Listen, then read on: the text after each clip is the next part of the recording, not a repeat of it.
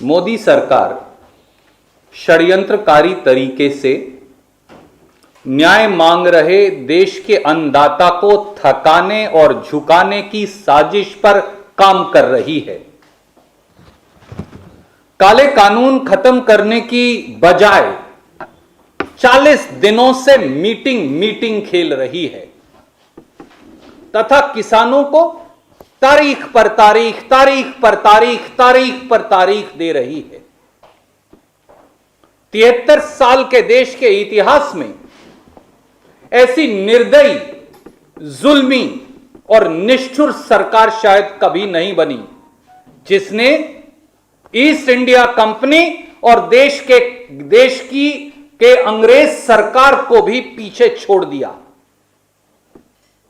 40 दिन से अधिक से लाखों अन्नदाता दिल्ली की सीमाओं पर काले कानून खत्म करने की गुहार लगा रहे हैं।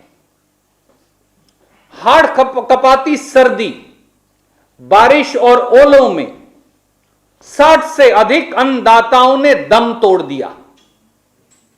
देश का दुर्भाग्य है कि प्रधानमंत्री श्री नरेंद्र मोदी के मुंह से आज तक देश पर कुर्बान होने वाले उन 60 किसानों के लिए सांत्वना का एक शब्द भी नहीं निकला। साफ है कि प्रधानमंत्री श्री नरेंद्र मोदी और उनकी सरकार 60 किसानों की कुर्बानी के लिए, मौत के लिए सीधी सीधी जिम्मेवार है। दोस्तों, यह लड़ाई किसानों की आजीविका और मोदी सरकार की अवसरवादिता के बीच की है। यह लड़ाई किसानों की खुददारी और मोदी सरकार की खुदगर्जी के बीच है। यह लड़ाई किसानों की बेबसी और मोदी सरकार की बर्बरता के बीच है। यह लड़ाई सत्ता के सिंहासन पर मदमस्त सरकार और न्याय मांगते सड़कों पर बैठे हुए देश के किसानों के बीच है। और यह लड़ाई दिए और तूफान के बीच है।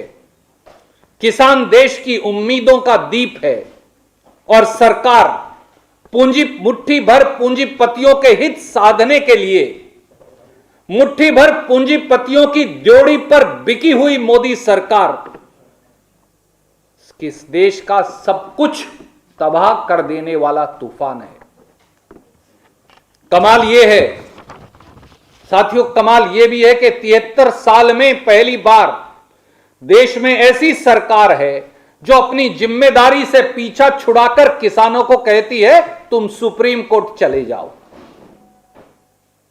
सरकार को जनता ने चुना है, सुप्रीम कोर्ट ने नहीं। किसानों ने चुना है, सुप्रीम कोर्ट ने नहीं। फिर उसी जनता और अन्नदाता को सरकार कहीं और क्यों भेजना चाहती है? क्या मोदी जी जवाब देंगे? ये तीनों विवादास्पद काले कृषि कानून सुप्रीम कोर्ट ने नहीं बनाए, जबरन प्रजातंत्र का अपहरण कर देश की संसद में मोदी सरकार ने बनाए हैं। किस तरह बनाए, क्यों बनाए, किसके लिए बनाए, पूरे देश ने देखा और पूरा देश जानता है। फिर सरकार अपनी जिम्मेवारी से पल्ला क्यों झाड़ रही है, टल क्यों रही है? नीतिगत फैसले लेने के लिए मोदी सरकार जवाबदेह है, ना कि सुप्रीम कोर्ट। भारतीय संविधान ने भी यह जिम्मेदारी कोर्ट को नहीं दी। यह कानून बनाने की जिम्मेदारी और खत्म करने की जिम्मेदारी देश की संसद को दी है। और मोदी जी, अगर आप कानून बनाने और खत्म करने में असक्षम हैं तो आज भारतीय राष्ट्रीय कांग्रेस की ओर से हम कहते हैं कि इस्तीफा देकर घर चले जाइए। आपको एक क्षण भी सत्ता में बने रहने का अधिकार नहीं बचा। कांग्रेस अध्यक्षा श्रीमती सोनिया गांधी जी के नेतृत्व में भारतीय राष्ट्रीय कांग्रेस ने इसलिए यह निर्णय किया है कि किसानों के समर्थन में 15 जनवरी को हर प्रांतीय हेडक्वार्टर पर कांग्रेस पार्टी किसान अधिकार दिवस के रूप में एक जन आंदोलन तैयार करेगी।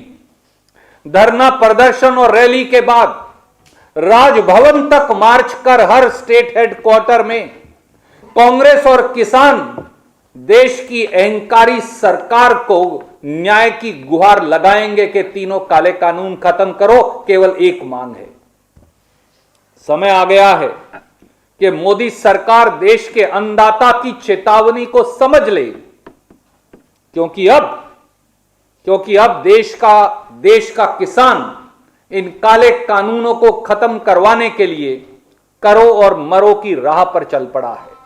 कोई प्रश्न आप पूछना चाहें तो स्वागत है। I'll answer later. Let me just first take questions. 15 तारीख की जो प्रदर्शन था उसका पूरा प्रारूप समझा दीजिए। आज संगठन महासचिव श्री केसी वेणुगोपाल जी के नेतृत्व में सभी महासचिवगणों और प्रदेश के प्रभारियों की बैठक हुई। उसमें मोदी सरकार की निर्दयता, निर्ममता और निष्ठुरता को देखते हुए और कांग्रेस अध्यक्षा श्रीमती सोनिया गांधी जी के दिशा निर्देश के अनुरूप एक स्वर से, एक सहमति से यह निर्णय लिया गया कि देश के किसान के साथ कांग्रेस को मजबूती से खड़ा होना है। देश का एक एक नागरिक, 130 करोड़ नागरिक इस बात के लिए बाध्य हैं,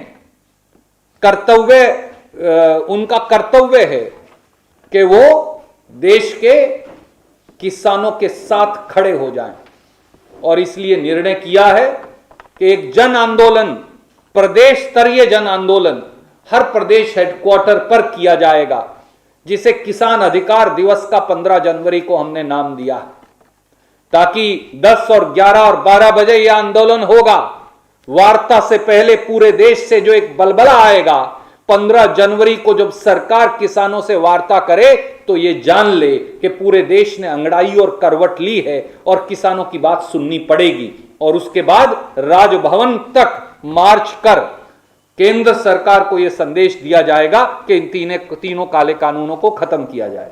लास्ट ईयर सीएम प्रोटेस्ट था और इस साल का फार्मर प्रोटेस्ट था, तो इस बारे में क्या कहना चाहेंगे कि हर साल कोई ना कोई प्रोटेस्ट हो रहा है गवर्नमेंट के अगेंस्ट में, इस बारे में आपको क्या विचार है? आदरणीय मित्र, जब सत्ता का अहंकार सर चढ़कर बोले, जब चुने हुए प्रतिनिधि अपने आप को सम्राट और राजा मानने लगे, जब हर नागरिक के अधिकारों को कुचला जाए, वो किसान हो, जवान हो, नौजवान हो, छोटा दुकानदार हो, छोटा व्यापारी हो, उद्यमी हो, तो फिर ऐसी सरकार के खिलाफ जन आंदोलन तैयार करना विपक्षी दलों और देश के नागरिकों का कर्तव्य हो जाता है। क्योंकि मोदी सरकार वोट की ताकत से चुनी जरूर गई, परंतु लगभग पिछले 1 वर्ष के अंदर मोदी सरकार ने सत्ता में बने रहने का नैतिक अधिकार खो दिया है। और ऐसी सरकार, क्या आपने सुना है 73 वर्षों में कोई ऐसी सरकार हो जो कहे हमसे हल नहीं होता, किसानों तुम सुप्रीम कोर्ट चले जाओ? सुप्रीम कोर्ट कानून बनाएगी। अब सुप्रीम कोर्ट ने बनाए थे ये तीनों काले कानून। सुप्रीम कोर्ट को अधिकार है कानून बनाने का। कानून बनाने का अधिकार संसद को है, जहां जनमत का अपहरण कर, चीरहरण कर ये काले कानून बनाए गए थे।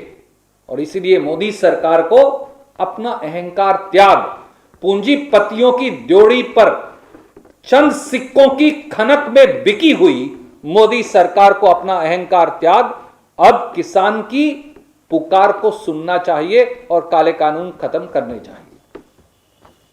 Any other question you welcome to ask. Yes sir. Sir, हर मीटिंग से पहले वो कृषि मंत्री का बयान आ जाता है कि कानून वापसी लेने के अलावा अमेंडमेंट पे चर्चा करने को तैयार है। 8 दौर की मीटिंग हो चुकी है, 15 तारीख को फिर मीटिंग है। आपको लगता है कि सरकार की बात सुनेगी और सुनने के बाद भी हल निकलेगा? क्योंकि सरकार साफ कर रही है, कानून वापस किसी सूरत हाल में नहीं। आदरणीय मित्र, अहंकार से चूर मोदी सरकार मीटिंग खेल रही है। किसानों को तारीख पर तारीख, तारीख पर तारीख, तारीख पर तारीख दे रही है। किसान फिर भी न्याय की गुहार देश की सरकार से ना लगाए तो किसान कहां जाए, आप बताइए। इसीलिए मैंने कहा यह लड़ाई किसान की आजीविका और सरकार की अवसरवादिता के बीच है। यह लड़ाई किसान की खुददारी और मोदी सरकार की खुदगर्जी के बीच है। यह लड़ाई देश का पेट पालने वाले और उसका बेटा जो देश के जवान के तौर पर देश की रक्षा करता है, आज न्याय की गुहार मांग रहा किसान की बेबसी और मोदी सरकार की बर्बरता के बीच है। इसलिए मोदी जी, तारीखें देना बंद करिए और काले कानून खत्म करिए। सच्चाई यही है। Any other question, we welcome to ask. किसानों की जो शहादत हो रही है उसको लेकर के सरकार का कुछ शहीद को दर्जा देने के लिए कुछ या ऐसी कोई मांग होती है इसके लिए? देश का दुर्भाग्य यह है कि देश के प्रधानमंत्री के पास तो 60 अन्नदाता मर गए, दम तोड़ गए, हार्ट कपाती सर्दी में, बारिश में, ओलों में, देश की राजधानी की सीमा पर वो बैठे हैं। पर मोदी जी ने आज तक सांत्वना का एक शब्द न उन किसानों के प्रति और न उन मरहूम कुर्बान हुए किसानों के परिवारों के प्रति कहा। इससे ज्यादा शर्मनाक बात देश के प्रधानमंत्री के लिए शायद कोई नहीं हो सकती।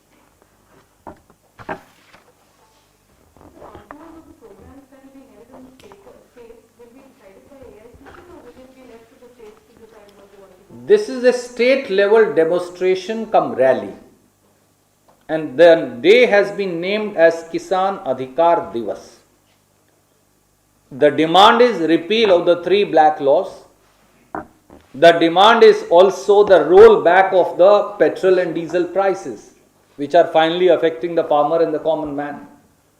And farmers have also said there is only one demand: repeal 3 anti-agriculture black laws.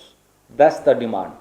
It's a clarion call across the country given by the Congress party in solidarity with India's Annadata, that for the government to wake up from its slumber and to repeal the 3 black laws. Yes, ma'am. So, time and again, the farmers community have made it very clear that they do not need any political endorsement or patronage. Thus, when Congress party comes out and supports and stands in solidarity with the farmers, the BJP is quick to call out the Congress party. Having said that, sir, with the dialogue process that is on for over 8 times now, do you think the government at all has any intention to help the farmers ease their plight? Dupe and deceive India's Annadatas, India's farmers is the only policy being followed by the Modi government. Modi government is playing meeting with India's farmers.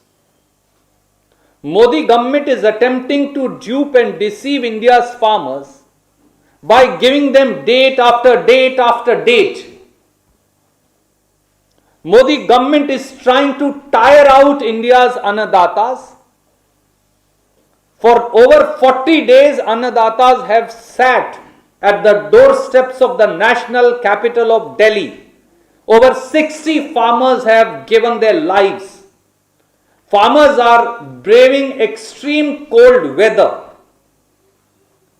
rain, hailstorm, as also other vagaries of weather. Yet, rulers of Delhi refuse to listen to the cry for saving the livelihood and lives of India's farmers. Never have in the 73 years history of this country been such a cruel government ever on the seat of the power. Modi government is now same as the East India Company, as also the Britishers, who immeasurably tortured Indians for decades together until the Indian National Congress, along with people of this country, threw them out of the power. The same kind of satyagraha The same kind of Andolan is taking place today, which will be a turning point in independent India's history. This turning point will ensure either this government accepts the demand for repeal of the 3 black laws, listens to the agony and anguish of India's farmers, listen to their cry of pain and suffering, listen to their cry for saving their lives and livelihoods, or Modi government needs to get out, leave the seat of power and go back. For farmers will neither be cowed down nor bent. एक सवाल sir, अपने साथी जो YouTube पे देख रहे हैं उन्होंने पूछा है कि कल की मीटिंग के बाद किसानों की बात से ऐसा लगा कि सरकार किसानों को ज़बरदस्ती सुप्रीम कोर्ट भेजना चाहती है, और इसके साथ ही दूसरा प्रश्न ये भी पूछ रहे हैं कि ऐसा लग रहा है कि जैसे अलग अलग राज्यों के लिए अलग अलग कानून बनाने की बात हो रही है, तो इस पर अपनी प्रतिक्रिया चाहते हैं। आदरणीय मित्र, जहां तक बार बार सुप्रीम कोर्ट जाने, सरकार के द्वारा यह कहने किसानों को कि सुप्रीम कोर्ट जाओ, और किसानों ने जिस प्रकार से सुप्रीम कोर्ट में जाने की बात को सिरे से कल खारिज किया, मैं एक और बात इसमें जोड़ना चाहता हूं। देश की सुप्रीम कोर्ट को भी अपनी अंतरात्मा में झांक कर देखने की जरूरत है। क्या कारण है कि देश के अन्नदाता को देश की सुप्रीम कोर्ट में जाना मंजूर नहीं? क्या कारण है कि ये सरकार बार बार, वो सीएए, एनआरसी हो, वो रफेल हो, वो हेबियस कॉर्पस हो, वो 3 काले कानून हो, जिनका हल देश की संसद में निकलना चाहिए, उनका हल देश की सुप्रीम कोर्ट से निकलवाना चाहती है। और जब देश के 62 करोड़ अन्नदाता सुप्रीम कोर्ट जाने से इनकार कर दें, तो सुप्रीम कोर्ट को भी अपने अंतःकरण में झांक कर देखने की जरूरत है। ये एक नागरिक के तौर पर मैं कहना चाहता हूं। दूसरा प्रश्न जो हमारे साथियों ने, जो YouTube पर पत्रकार वार्ता को देख रहे हैं, उन्होंने कहा कि सरकार ये कह रही है कि ये अधिकार कानून लागू या ना लागू करने के राज्यों पर छोड़ दिए जाएं। ऐसा कोई औपचारिक बयान अभी तक मैंने कृषि मंत्री जी का नहीं देखा, पर यह सच है कि आज के समाचार पत्रों में, हिंदी समाचार पत्रों में यह खबर प्रमुखता से छपी है। तो तोमर साहब, अगर यह बात सही है तो हम आपसे पूछना चाहते हैं, मोदी जी से और तोमर जी से, अगर सारी बात प्रांतों पर ही छोड़नी है तो आपने कानून क्यों बनाए? तो यह साफ है कि यह कानून गलत है, तो यह साफ है कि आपको यह कानून बनाने का अधिकार ही नहीं, तो यह साफ है कि आप कानून बना ही नहीं सकते। तो अगर प्रांतों पर ही छोड़ना है तो ये काले कानून खत्म करिए। प्रांतों ने तो ये काले कानून बनाए नहीं। और इसके साथ साथ ये भी देखिए, इन काले कानूनों में इंटर स्टेट ट्रेड की चर्चा है। तो हरियाणा प्रांत हरियाणा की ज्यूरिसडिक्शन से बाहर इंटर स्टेट ट्रेड को गवर्न कैसे करेगा, कैसे कानून बनाएगा? तो क्यों मजाक कर रहे हैं, क्यों बेवकूफ बनाने की कोशिश कर रहे हैं, क्यों किसान का मजाक उड़ा रहे हैं? और मोदी जी और तोमर साहब, अगर यह बात सच है तो यह भी बताइए, न्यूनतम समर्थन मूल्य और एमएसपी तो केंद्र सरकार निर्णय करती है। तो प्रांत अगर कानून बना भी देगा, एक प्रांत ने बना दिया, कांग्रेस के प्रांत ने, जैसा हमने बनाया भी है, जिसको आप अनुमति नहीं दे रहे, और पड़ोस में मध्य प्रदेश भारतीय जनता पार्टी ने वो कानून मानने से इनकार कर दिया, तो क्या एमएसपी टूट नहीं जाएगा? तो इसलिए ये कहकर किसानों को अपमानित मत करिए, कानून आप बनाएं और छोड़ देंगे केंद्र के और प्रांतों के ऊपर। इसलिए ये बचकानी और बेवकूफाना बातें बंद करिए। Subscribe to Nation Next YouTube channel and press the bell icon to get regular updates from Nation Next. Also like Nation Next Facebook page and follow us on Instagram and Twitter.